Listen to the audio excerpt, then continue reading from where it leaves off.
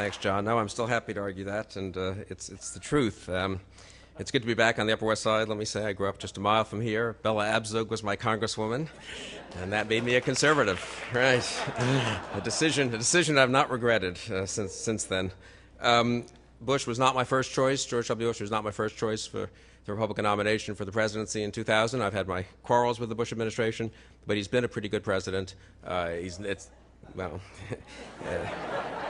As we sit here safely 7 years after 9/11, having won a war in Iraq, we can snicker and laugh with the U.S. economy having grown 18% over the last 8 years, faster than any other Western advanced country, with the prescription drug benefit having been passed that has benefited many seniors, for which Bush gets no credit at all, which he took on his own party for.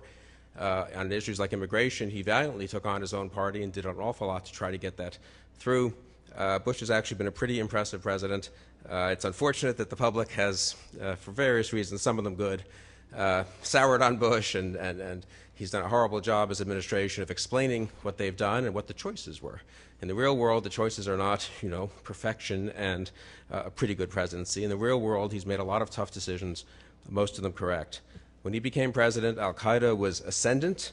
Saddam Hussein was contained, but unsustainably so, unless you think we could have had sanctions and inspectors for the last 8 years. North Korea and Iran were secretly working on nuclear weapons programs. IQ2 was dispensing nuclear material and know-how all over the world. Pakistan had exploded a nuclear weapon in 1998. Then 9/11.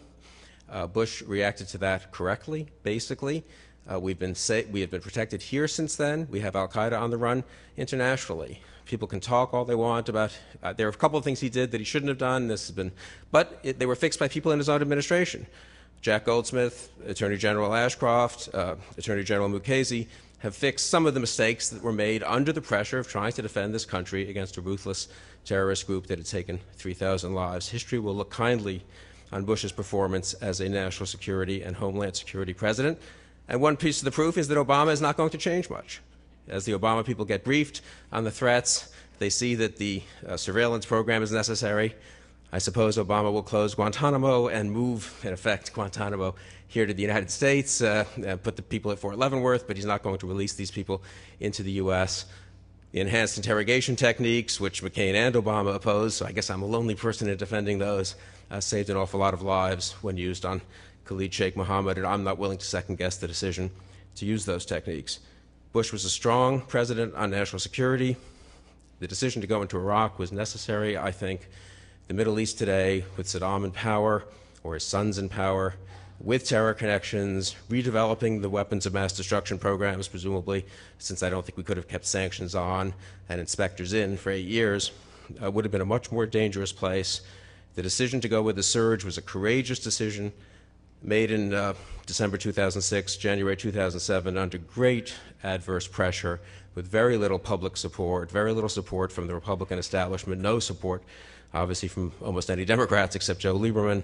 It was the right decision. It's been utterly vindicated. Have we ever seen, really, this kind of real-time test? Bush said, let's do this. Here's what will happen. Here's how it will work. The critics said it can't work. It wasn't working. You're crazy. More lives are going to be thrown away. And we had a real-time test of who was right and who was wrong. And now Barack Obama, of course, being an intelligent person, admits that the surge worked.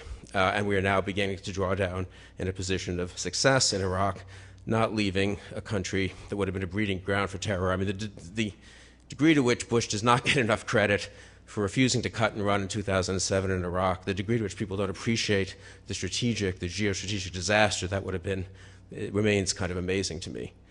We have a pretty good outcome in Iraq, a very important ally in the Middle East that has sacrificed a lot in fighting terror groups, that is standing with us against Iran, that has signed a status of forces agreement with us, that will be a strategic partner with us.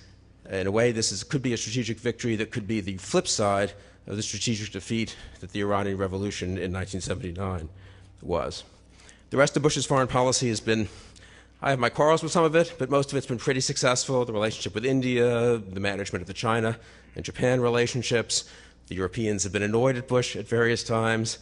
On the other hand, we're working more closely with Europe on Iran than we ever have before. And for all the talk about the U.S. image in the world, the truth is Barack Obama is not going to change those policies much at all.